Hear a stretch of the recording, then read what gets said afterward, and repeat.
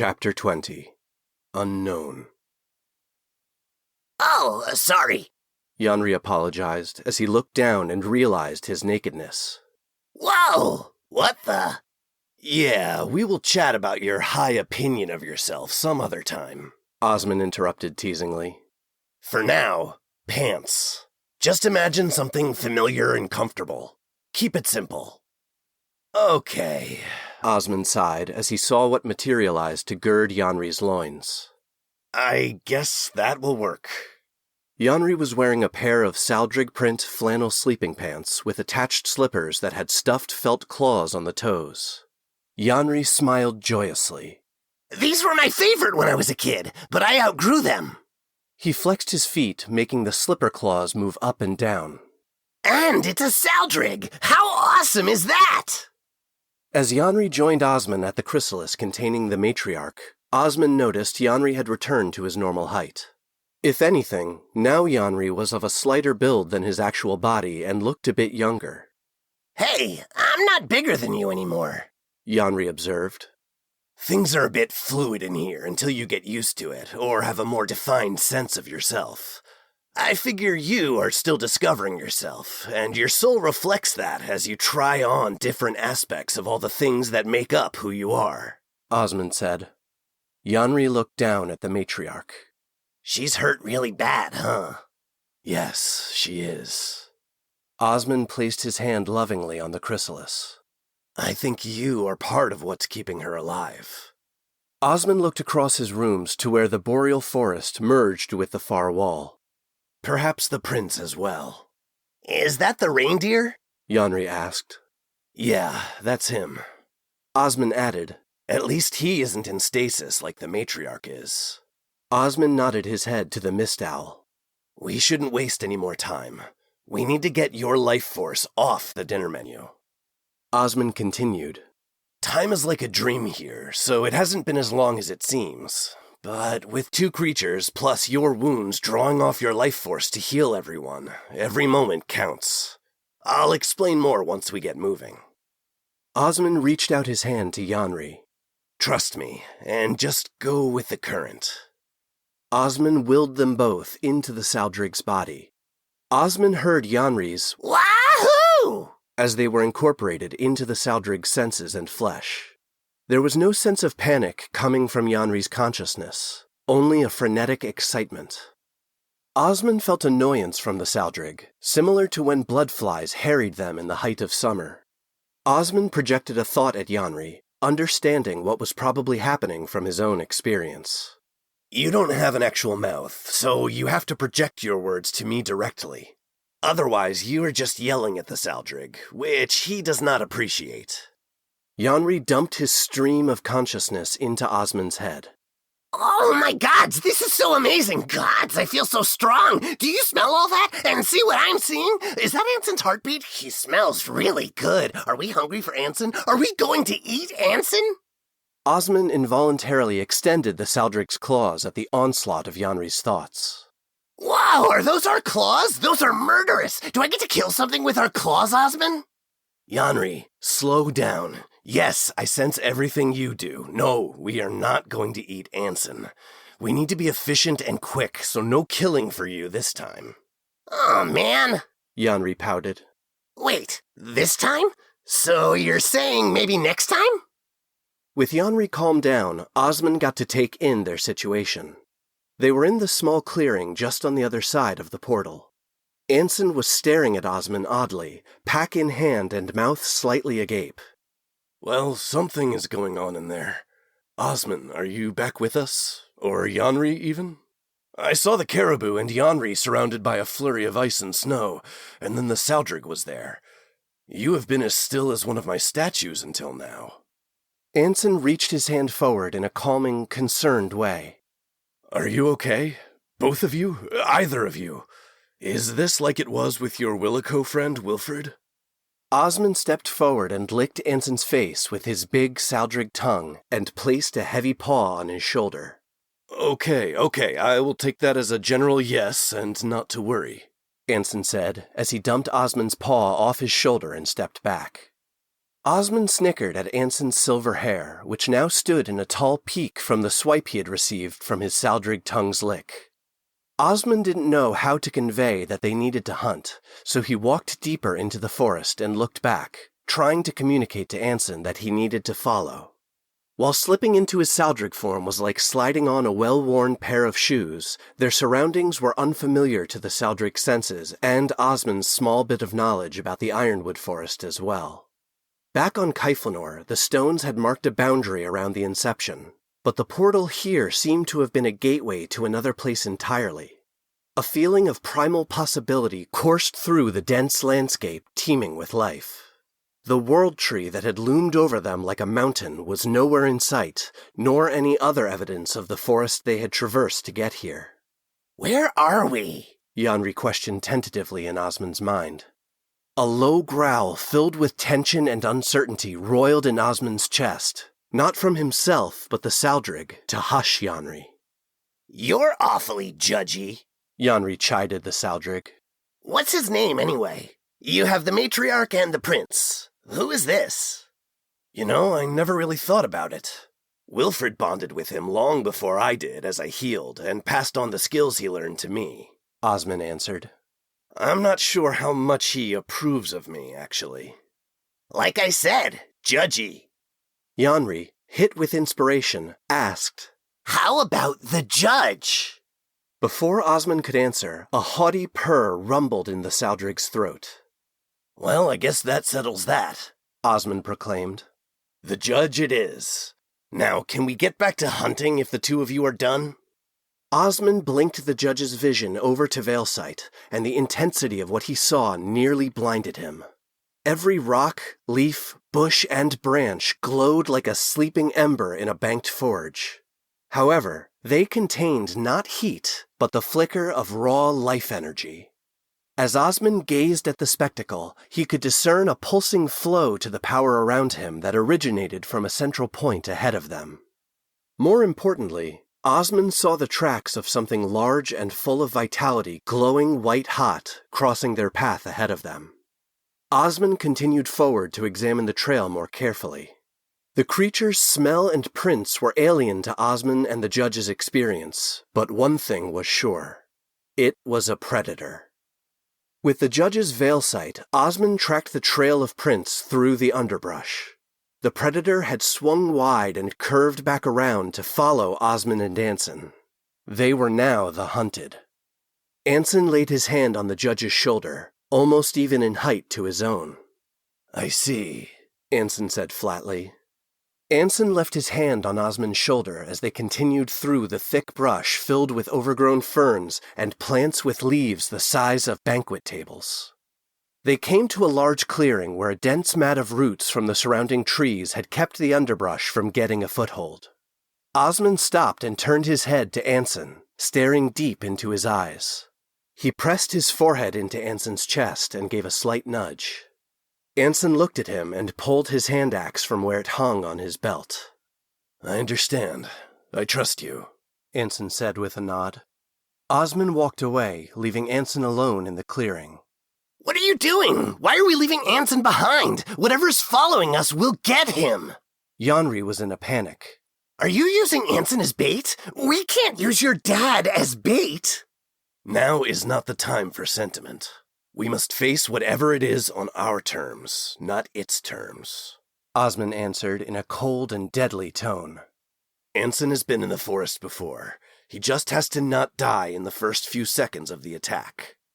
Offering Yanri no chance to reply, Osmond silently got into position. Anson stood alone in the clearing, hand axe raised with eyes scanning the dense underbrush in the direction they had just come from. The creature following them was not subtle, its size and mass most likely making things such as stealth unnecessary, if not impossible. Even from his new position, Osmond could feel its steps through the pads of his paws. The creature paused upon seeing or sensing Anson, the weaker and easier meal, alone and unguarded. Without pause or consideration of subterfuge, it charged forward toward its prey. Even without the help of feral senses, it was apparent that Anson heard the beast's charge, and he readied himself for whatever would emerge into the clearing. The creature that leaped toward Anson was enormous, nearly 3 times the size of the judge. It was the shape of a bear, but so perfectly camouflaged that it would be hard to spot, even in direct sight. Instead of a pelt of fur, its hide consisted of moss and roots that grew from its flesh and encased it in living armor. Anson dove out of the way as Osmond impacted the bear mid-air, dropping in ambush from the tree branch above. A knotted mass of roots protected the bear's neck from the judge's saber fangs, deflecting them harmlessly away. However, Osmond's front and rear claws dug deep into the beast's flesh, the roots and vines making perfect catch points for their razor-like edges. The bear roared and threw Osmond off his back, wheeling on him and standing on its hind legs. Osmond swiped wide at the bear's exposed belly without connecting, knowing better than to get under the creature's front claws where it could drop upon him and pin the judge to the ground. Having not goaded Osmond into its ploy and only able to move awkwardly when on its back legs, the bear dropped back down to all fours. Osmond slunk low to the ground, circling the creature as it roared in challenging defiance. Osmond saw the spinning axe out of the corner of his eye just before it embedded itself deep in the side of the bear's skull above its eye. The bear roared in pain and spun toward Anson, who was waving his arms and shouting. That was all Osmond needed. The neck was not the only place where critical arteries flowed. Osmond pounced and spun in the air, sliding under the bear on his back. His claws dug into the bear's sides, and Osmond drove the judge's saber fangs into the soft flesh between the bear's armpit and ribcage. Osmond felt warm, wet air whoosh out of the bear's collapsing lung. Locking his jaws with saber fangs still embedded deep beneath the beast's ribcage, Osmond kicked the bear off him with his powerful legs. The bear heaved into the air, leaving most of its ribcage and vital organs behind, still locked in Osmond's jaws. Fuck! Yanri drew the word out in awe. Osmond rolled off his back and got the judge's paws back under himself. He gave a nod to Anson and then turned his attention to the bear. The bear's vitality burned like a pyre in the judge's veil sight. If you want to wait in my room so you don't have to be a part of this, I understand, Osmond offered to Yanri. Are you kidding me? Eating the bear plant thing that was hunting us, that we just killed by cracking it open like a keg of ale? With our teeth? No experience in Luminaria could hold a candle to this, Yanri exclaimed. Yanri's excitement almost wrested control of the judge from Osmond. Osmond held fast, but then, surprisingly, Osmond felt an instinctual nudge from the judge himself to relent, so Osmond acquiesced and faded into the background. Are you kidding me? Are you freaking kidding me? Yanri's elation was palpable. This is how it feels. I mean, riding along was great, but holy gods!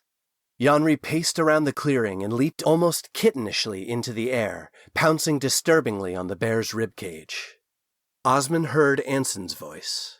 Okay, now I know Yanri's in there, and you just gave him the reins. Anson's light-hearted tone dropped. We probably should get a move on, though. Osmond momentarily took back control from Yanri and pointedly looked at the dead bear. Okay. I'm going to stay close, but let you take care of that on your own, Anson replied uneasily. Okay, you wanted to experience this. Now eat that so we aren't feeding off you anymore. Osmond gave control back to Yanri, who dug into the bear's carcass enthusiastically. Just as he had done when Wilfred consumed the prince, Osmond looked to see if a spirit of the bear lingered nearby.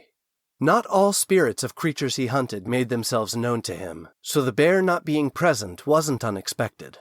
What was different was the glowing energy of the roots and vines that had formed the bear's natural armor coalesced into a seed. Yanri, fully engrossed in his primal feeding frenzy, did not even notice as the seed merged with them. But Osmond felt it become a part of him, not alongside the other spirits within him, but in a place all its own.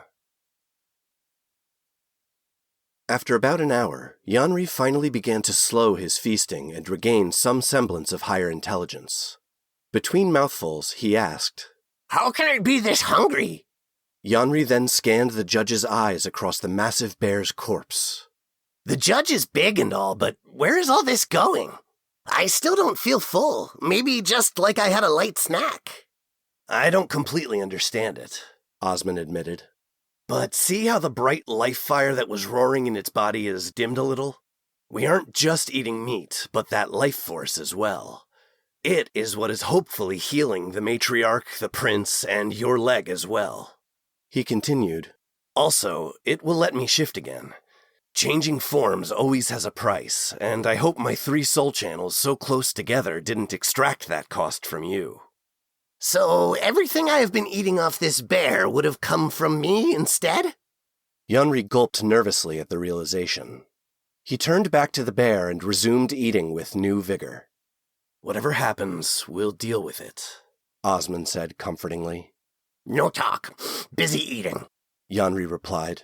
He mumbled his words as though his mouth was full, even though that was metaphysically impossible. It took several more hours, but Yanri finally declared with a groan, I can't eat another bite. Osmond and even the judge groaned in sympathy. Osmond had never felt so bloated and stuffed after a hunt. Even distanced from the judge's senses, Osmond felt like his stomach would burst. A content lethargy filled him from the judge's primal mind as the great hunter mewed softly, wanting rest. Osmond examined the remains of the bear. There was hardly anything left, and all the vitality had gone dark. Okay, well, that's all we can do, Osmond said to Yanri. He sank his mind out of the judge's, pulling Yanri with him down into his room within the mindscape. Osmond materialized back at the end of the bed beside the matriarch's chrysalis, but instead of beside him, as he expected, Yanri reappeared lying on the couch. He gently rubbed his comically distended stomach, his expression dancing between dazed, contented, and slightly nauseous. Thankfully, he still wore his Saldrig pajamas, but now the paws and claws on his feet looked far more realistic and no longer seemed to be made of felt and flannel. I can't believe I ate the whole thing, Yanri moaned. You did great, Yanri. Truly, Osmond stated thankfully. Osmond noted that the matriarch's chrysalis now glowed with its own burning vitality, and there was no trace of it pulling life from Yanri. Her flesh was also no longer the distorted form it had been, with bones protruding from her skin at all angles. On the far side of the room, the prince stood tall and proud at the edge of the boreal forest. There were still telltale stains on his fur from the wound in his chest, but he looked hale and hearty otherwise. It actually amazed Osmond and was somehow disconcerting to him how quickly their healing had happened compared to his own. I bet you didn't picture this is how your day would go when we left brunch this morning, Osmond said nonchalantly over his shoulder to Yanri, knowing it would pull a vivid picture of the two of them to the front of Yanri's mind. Feeling the image take hold, Osmond willed them both back into their bodies. Osmond felt his soul flow back into his Uldani flesh and the physical presence of Yanri beside him. They were sitting in the middle of the clearing, away from the bloody remains of the bear and less than 20 yards from Anson, who was reclining against the trunk of the tree Osmond had launched his ambush from. You're back. Good. We need to get moving, for no reason other than to put some distance between us and the scavengers who are bound to show up soon, Anson stated matter-of-factly as he stood up. Osmond noticed that Anson swayed on his feet as though he had been sitting far longer than just the few hours they had been eating. Osmond stood and pulled Yanri to his feet, examining him physically and assessing his condition as he did. Yanri's clothes, which he always had tailored to fit his bulky frame like a glove, hung more loosely on him, no longer accentuating his broad shoulders and full chest. His face also looked leaner, revealing the contour of cheekbones that weren't usually visible. How do you feel? Osmond asked guiltily, adding, You've lost some weight. A little fatigued, if I'm honest. But how do I feel? Are you kidding me? I feel amazing! That was incredible! Yanri exclaimed, even more exuberantly than usual. Yanri ran to Anson. Did you see how we jumped down on that bear and slid under it and roar?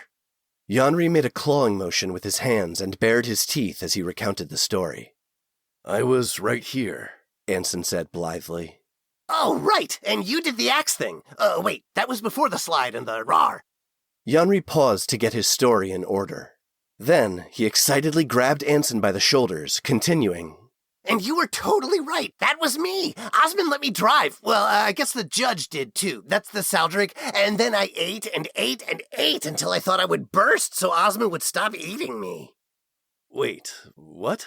Anson asked, looking at Osmond, who had crossed over to them. I'll explain as we go, Osmond replied. How are you doing? You seem a little wobbly on your feet, Osmond asked. Then, pointing to a bright red fox curled up beside Anson's pack, he questioned, And who is this? I don't rightly know, Anson answered. Little thing showed up while you were eating. I made the mistake of throwing her some jerky, and she led me on quite a chase around the tree when she nicked the whole bag. Had me spinning in circles and so dizzy the whole world seemed to fold around me before she decided to make herself comfortable. Anson gently shook his pack to wake the fox. Wake up. Come on now.